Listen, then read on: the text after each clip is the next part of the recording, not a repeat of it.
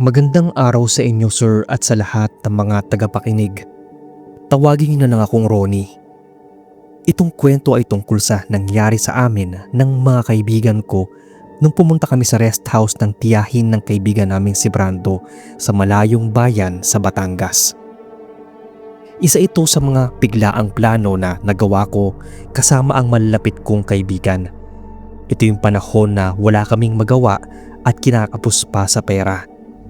Tapos may nagaya na isang kaibigan na magbakasyon kahit sandali sa rest house ng libre. Para makalimot sandali sa mga problema at makapag-unwind ay tinuloy namin ang pag-alis. Maliban kasi sa libre na ay malayo pa sa ingay at magaganda ang mga tanawin na madadaanan. 5 kaming magkakasama nun. Ako, si Hill, Pearl, Brando at Penny. Magkakaibigan na kami mula pa noong kolehiyo. Halos magkakasama kaming 5 sa lahat ng bagay.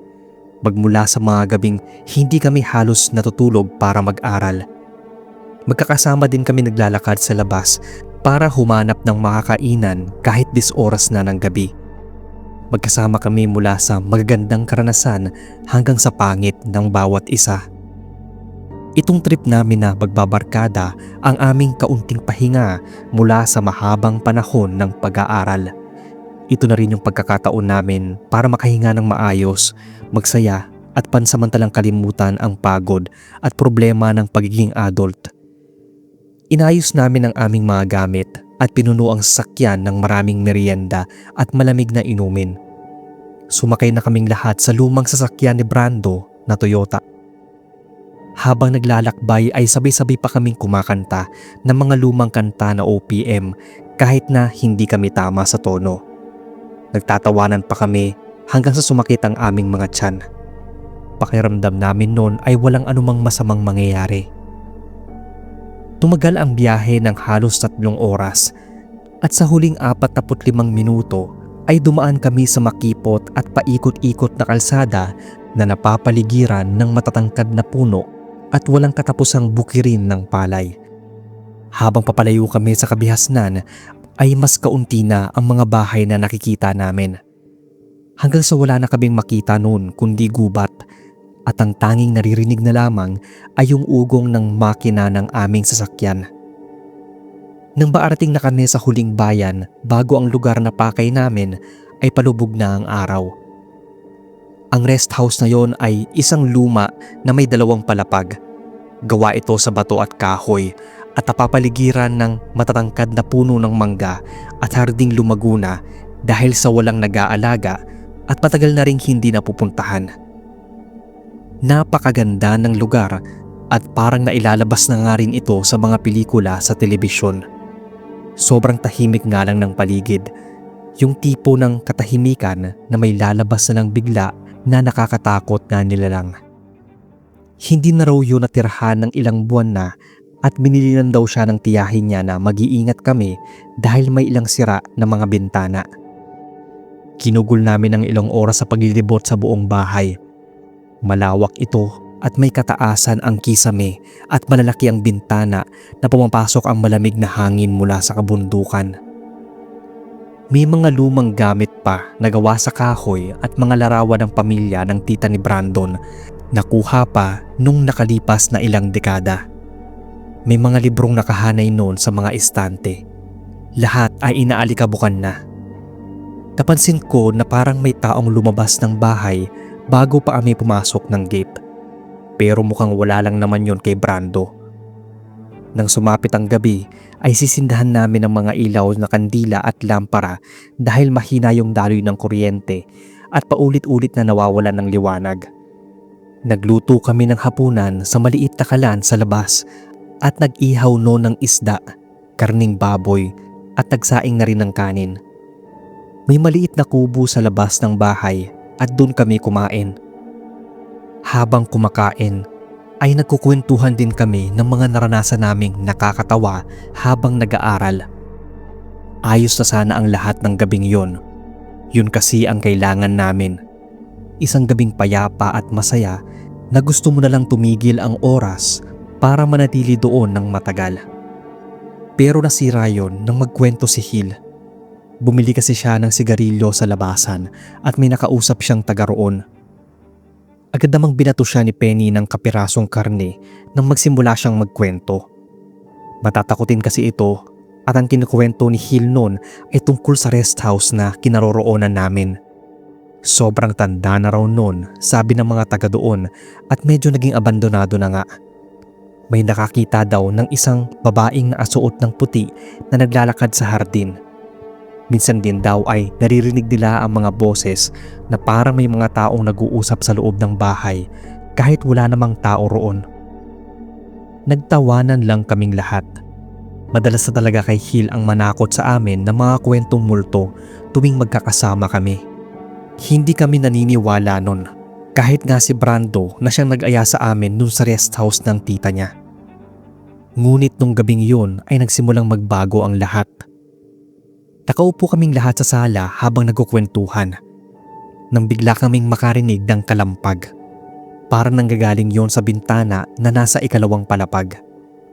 Sinabi ni Brando na baka hangin lang yon kasi nga sira yung bintana.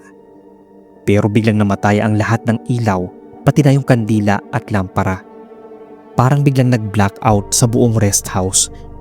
Pero nang tingnan namin sa ibang bahay na medyo may kalayuan sa aming lugar, ay may mga ilaw naman sila.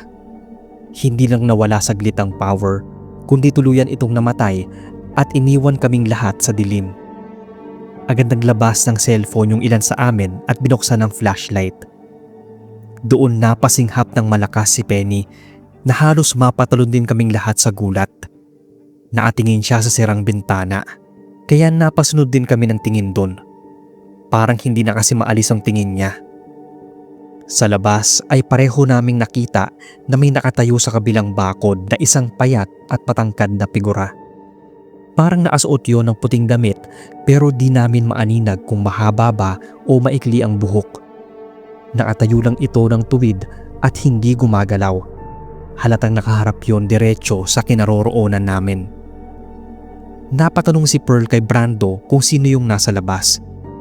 Bali walang sinagot yon ni Brando na baka naliligaw lang sa lugar.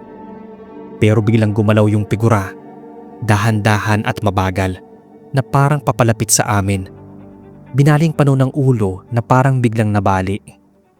Nagyaya na akong umalis nun. Hindi ko alam kung bakit bigla na lang akong kinabahan ng sobra. Para kasing hindi tao yung nakita namin, lalo na at nakita ni Penny na namumula raw ang mga mata nun, na para bang nagliliwanag sa dilim. Hindi na kami nag-abalang ayusin pa ang mga gamit. Kinuha na lang namin yung mga bag na dala namin at tumakbo papunta sa sasakyan. Umalis kami doon kahit alanganing oras na.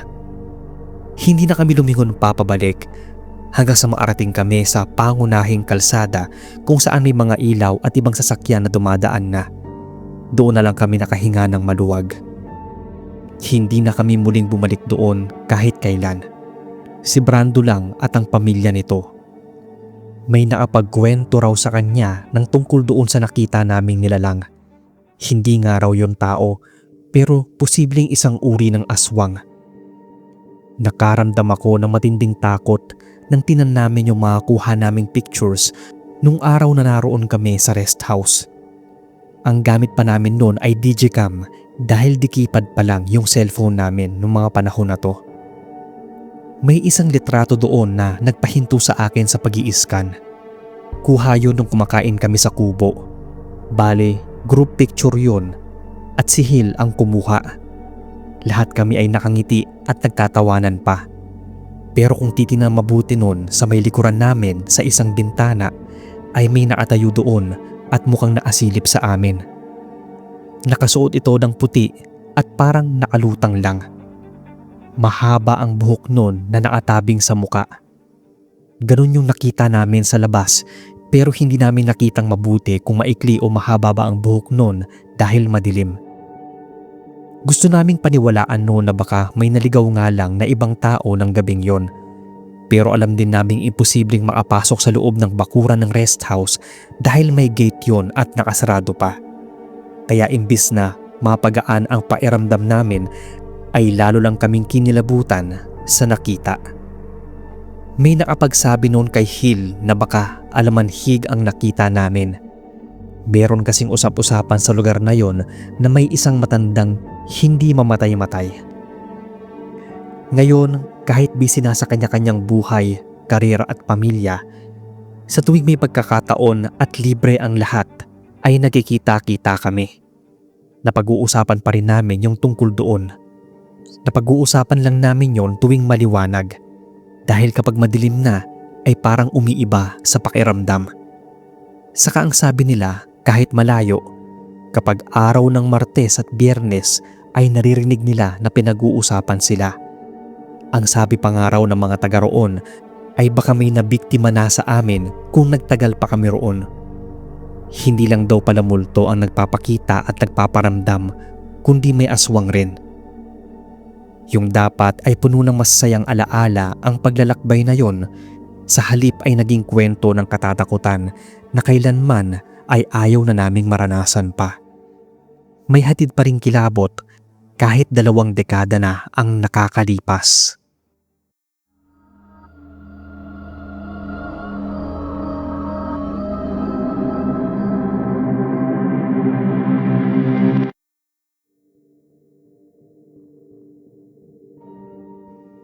Magandang araw sa inyo, Sir Bob, at sa lahat ng mga nakikinig at sumusubaybay ng inyong channel. Tawagin niyo na lang akong Abby, taga Maynila. Itong kwentong ibabahagi ko sa inyo ay karanasan namin ng mga kaibigan ko nung papunta kami ng Chaong, Quezon. Isang Sabado ng gabi yon, buwan ng Abril, mga 8 years ago na. Nagkita-kita kami ng mga kaibigan ko sa may Petron Station sa South Luzon Expressway.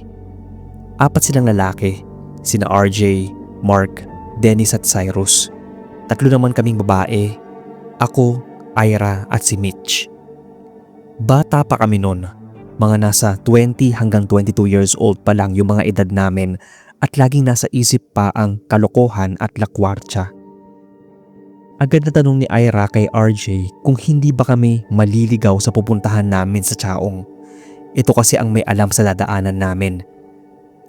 Sakay kami ng kotse ni Cyrus noon na hiniram pa niya sa tatay niya.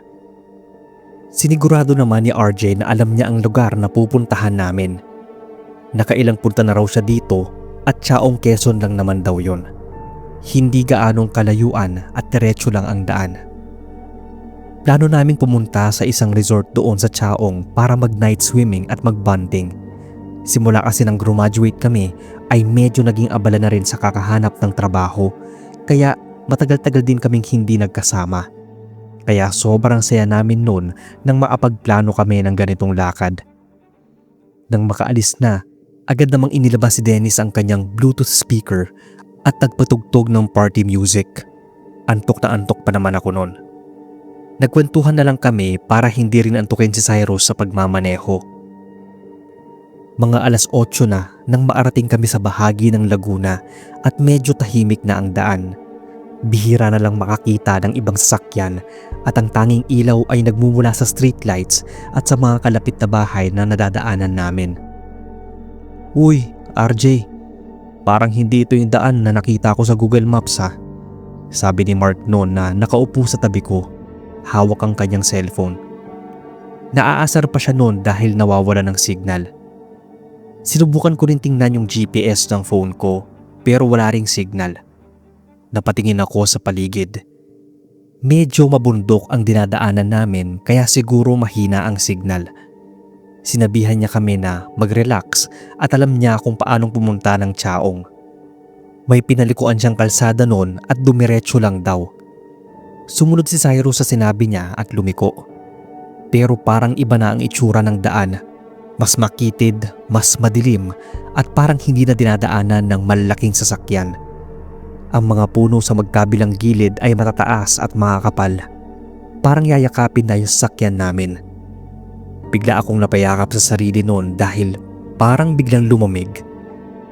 Hindi nakabukas ang aircon dahil bahagyang binuksan namin yung bintana para makalanghap ng sariwang hangin. Nagulat na lang kami noon nang tumigil yung tugtog na sinalang ni Dennis. Sinubukan niyang buhayin ulit pero ayaw nang gumana. Pati na rin yung ilaw ng kotse Parang humina bigla. Medyo kinabahan ako noon pero pinilit ko pa rin kumalma. Halata ko rin sa kanila na medyo nababahala na. Sinabi na lang ni Dennis na baka nalobat na yung speaker at yung fuse naman ng kotse ay baka kailangang palitan. Pero hindi kumbinsido yung mga kasama namin. Habang patuloy kami sa paglalakbay ay napansin ko na parang paulit-ulit lang ang tanawin. Yung mga bahay na nakikita namin kanina parang pareho lang ng itsura. At yung kalsada ay parang hindi natatapos. Biglang nagtanong noon si Cyrus kung tama pa ba yung dinadaanan namin. Parang hindi na raw natatapos yung makitid na daan at padilim na ng padilim. Napansin din pala niya noon na parang paulit-ulit yung nadadaanan namin. Sinubukan niyang bilisan ang pagpapatakbo ng kotse pero parang may kakaibang puwersa daw na pumipigil. Mabilis pa rin ang takbo ng sasakyan. Bihira na rin kaming makakita ng streetlights at yung ilaw na nagbibigay liwanag sa daanan namin ay nagmumula sa liwanag ng buwan. Ang sabi ni Cyrus ay may biglang tumawid na babae sa harap ng kotse kaya mabilis itong nagpreno. Napasigaw pa nga kami dahil sa gulat. Nakaitim daw yung suot ng damit ng babae at mahaba ang medyo puti nitong buhok pero hindi raw niya nakita ang muka. Tinanong din niya si Dennis na katabi niya kung nakita ba nito yung babae. Napatanga nun si Dennis. Wala raw siya nakitang tumawid. Papaanong hindi raw, gayong pareho silang nasa harapan at nakatingin sa dinadaanan.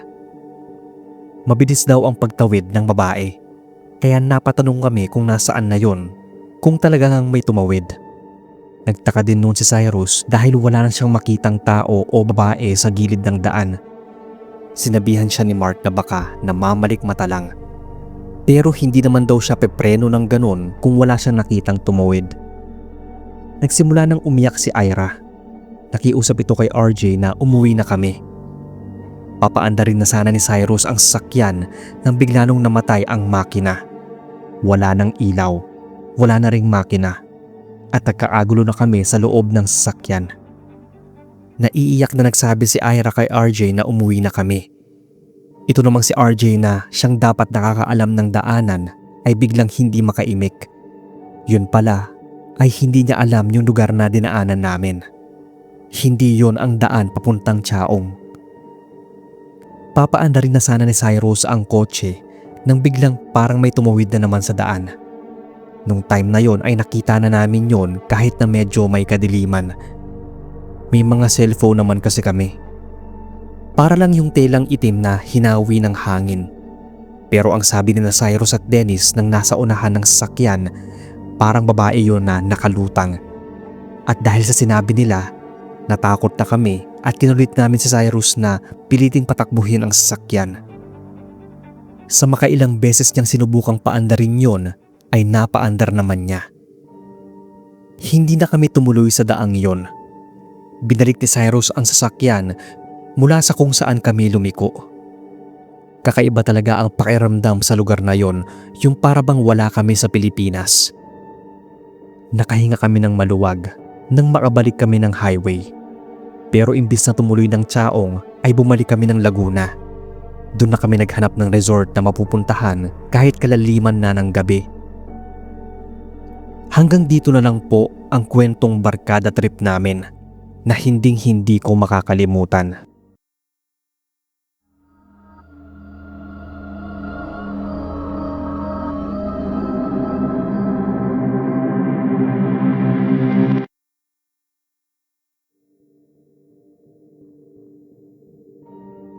Hello sa inyo sir at sa lahat. Silent listener nyo pala ako. Itago nyo na lang ako sa pangalang Bien, 26 years old, taga Makati. Itong kwentong i-share ko sa inyo ay tungkol sa nangyari sa aming magbabarkada nung umakyat kami ng bundok sa Laguna. Alam nyo yung Mount San Cristobal o Mount Cristobal. Hindi naman nga kami eksaktong naarating nun sa summit. May hinintuan kaming parte ng bundok. Medyo nahirapan kasi kaming umakyat noon dahil umuulan. Huminto kami sa may malaking puno ng kahoy na hindi ko matandaan kung ano. Bali 4 pala kami. Ako, si Rika, Jay at Marlon. Itong si Marlon ay dun talaga sumandal sa may malaking punong kahoy. Sinabihan namin siya na magtabi-tabi. Ngumisi lang siya nun. Tapos nilaro yung ugat ng puno ng dala niyang pocket knife. Ewan ko kung anong pumasok sa isip niya, kung sinasadya ba niyang pagsasaksakin yung ugat ng puno. Sinaway pa nga siya ni Jay. Huminto naman siya. Saka lang niya napansin na natanggal na yung balat sa ugat.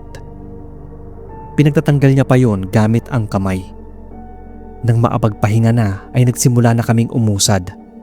Balak namin na magtayo na lang ng tent sa madadaanan naming patag. Pero bigla na lang dumaing si Marlon.